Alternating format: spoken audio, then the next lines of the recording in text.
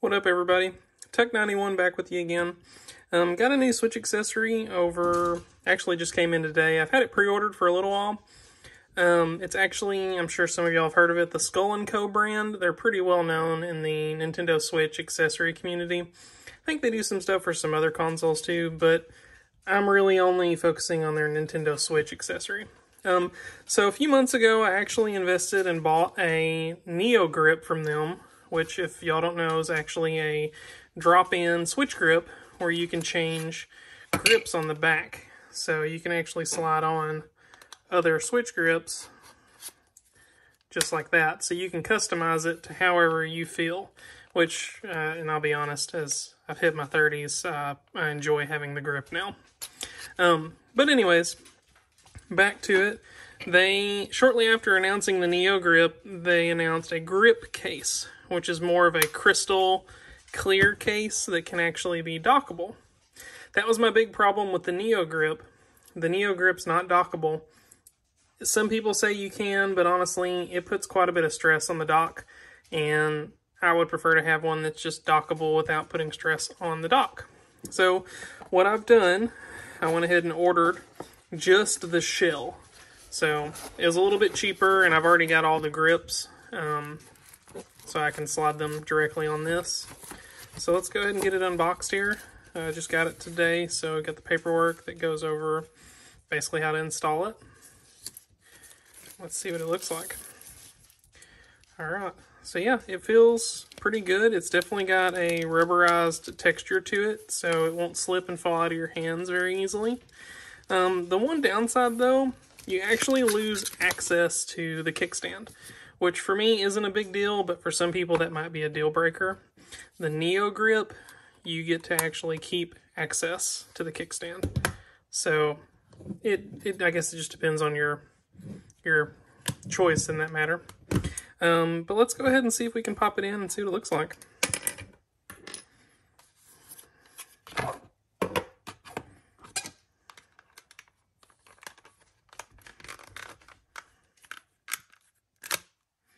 Alright, so that popped in super easy, and let's go ahead and we'll just throw, instead of taking my other one apart, we'll pop these on and see how it feels. Alright, so all in all, it feels pretty good. It's pretty sturdy. I'm not noticing any major issues. All the ports on the bottom have every opening that they need. Like I said, you do lose access to the kickstand, but this grip's actually dockable, so that was a big selling point for me. You've got access to all the buttons. They're actually kind of protected, so that's kind of cool. The triggers still feel good. Everything seems clicky like normal, so that's definitely a bonus. So yeah, got a clean access for the port for the game, and I'll be honest, next thing I'm going to do is see how well it fits in a dock, and I'll bring a dock out here and we'll take a look at it. Alright, here we go.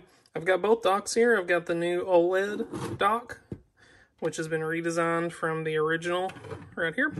I've got plenty of the original all over my house, so I'm hoping that this dock actually still works with this grip. That would just be convenient for me. So let's go ahead and first, let's see how it fits in the OLED dock and how well it actually docks. So it slides on pretty good. Shortly after this actually released, Skull&Co came back out and said that you have to be careful when you remove it and lift. Basically, it's got polished rails. Here it's polished, and the actual Switch itself, I don't know if you can see it, is polished down in here. So they tend to clash, and actually there's some friction that's caused there, which isn't a big deal for me, as long as it doesn't scratch the screen. I've got a screen protector on there, so it shouldn't be a big deal. But it does feel like it fits. There's not too much resistance, a little bit of rubbing, but I expected there to be a little bit. But all in all, it seems to dock fine, so that's awesome. So let's move on and try the original dock. Man, that was a little rough coming out then. Okay, So we'll move the OLED dock to the side. We'll check out the original. The original does not have polished rails. It's actually got like a matte feel to it. So let's see how it does on this.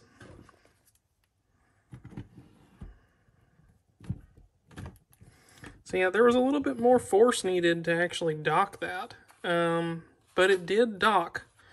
So let's see how easy it comes out as I flip it over on its face. Okay.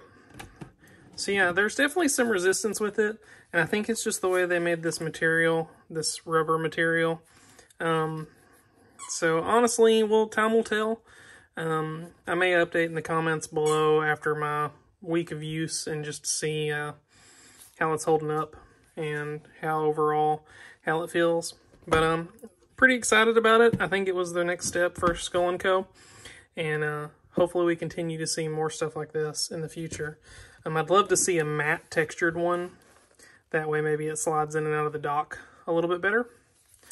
But like I said, time will tell. Everybody, thanks for watching.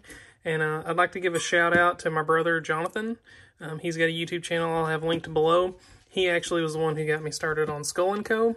So I wouldn't have even known about the brand unless he told me. So give him a follow, check him out. He's got a couple videos up there. He's still getting started. And yeah, anyways, thanks for watching. Like and subscribe it if you enjoyed the video. And everybody have a Happy New Year.